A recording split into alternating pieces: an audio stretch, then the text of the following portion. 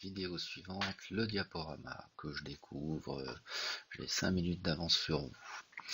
Ça fonctionne comme tout logiciel qui vous permet de créer des diaporamas avec des petites fonctionnalités que je viens de découvrir qui sont plutôt sympas. Allez, c'est parti, je suis toujours dans mon dossier à Supre et je vais sur le coup créer un nouveau diaporama, donc en passant par Google Slide. J'ai le choix soit de partir d'une présentation vierge, soit d'utiliser un modèle. Moi, je vais me prendre une présentation vierge, le petit message qui me dit qu'il va être partagé, ok, je valide. Alors, voici ma présentation sans titre. Je peux choisir ici un modèle. Tiens, on va prendre ça puisque le temps nous est compté. Je vais ici, présentation du diaporama. Donc, diaporama, hop. Ici, ça serait un sous-titre. Et puis pour créer une nouvelle diapositive, j'imagine que c'est diapositive, nouvelle diapo. Je peux dupliquer, supprimer, masquer, etc. Les options classiques. Donc je vais faire nouvelle diapositive. Voici la nouvelle diapositive. Alors le titre, c'est titre. Je peux ici ajouter du texte, copier-coller du texte. Donc là je vais mettre texte. Tiens, je vais aller sur l'Antelnet. Et puis, que pouvez-vous faire? Je copie, je vais dans cette zone-là, je colle. Hop.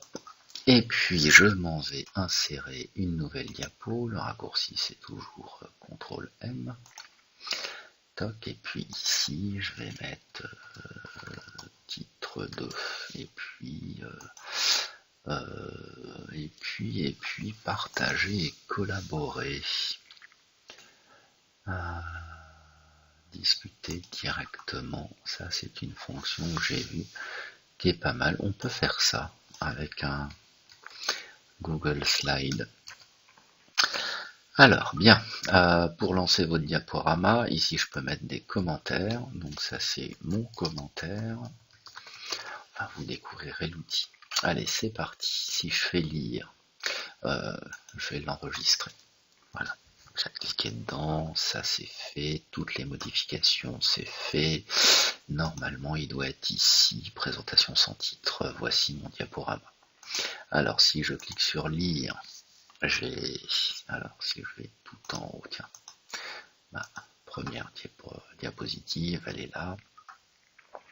Tiens, je vais faire quitter et je vais corriger tout de suite parce que ça me fait mal aux yeux. Voilà. J'ai ici un petit bouton pointeur qui me permet de machiner. Si je fais un clic droit, ça ne m'intéresse pas. Si je fais un clic normal, ça me permet d'avancer dans mes diapositives. Si je redescends tout en bas, je peux naviguer dans mes diapos, oui. J'ai ici un truc remarque. Là, j'imagine que ce sont mes remarques. Mes remarques, j'en ai écrit une, je sais plus, commentaire du présentateur, c'était bien moi. Où l'ai-je mise? Donc je vais quitter, je vais me mettre mon commentaire, c'est dans la diapo 3. Si je fais lire, si je clique sur remarque, voilà, j'ai bien ici mon commentaire qui apparaît pour cette diapositive numéro 3. Et j'ai vu un truc, des questions, je ne sais pas comment ça marche, mais à première vue, je dois pouvoir démarrer outil de gestion du participant. Donc si je donne cette URL là, dans le cadre d'un cours, et bien en fait, vous pourriez participer au diaporama en question. Voilà. Alors, autre démonstration, donc ça je le ferme. Les modèles. Si je vous présente les modèles Google Slide à partir d'un modèle, hop, ici, général, je peux prendre plan de cours, présentation, enfin voilà, à vous de faire vos courses. Proposition de conseil, impact, étude de cas, profil professionnel, etc. Enfin bon, à vous de vous amuser. Tiens, fiche de quiz anglais, prenons ça. touc.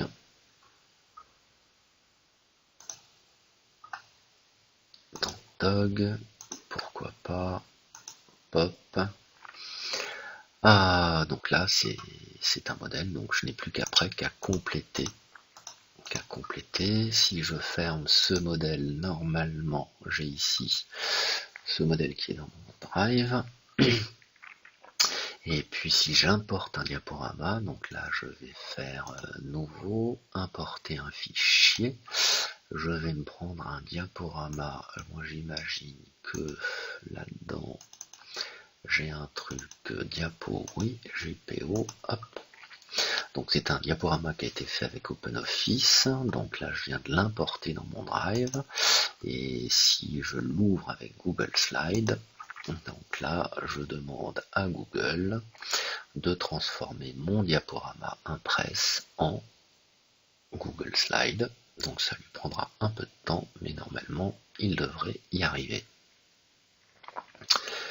Et l'intérêt donc d'avoir transformé ça en un diaporama Google Slide, c'est de pouvoir maintenant le corriger en temps réel, utiliser les outils de Google directement, de lancer le diaporama, de retrouver mon petit bouton pointeur, etc., etc. Chose que je ne pouvais pas faire si je conservais mon diaporama à son format natif OpenOffice. Voilà, je crois que j'ai tout dit. Je vais faire échappe et je vais terminer cette vidéo.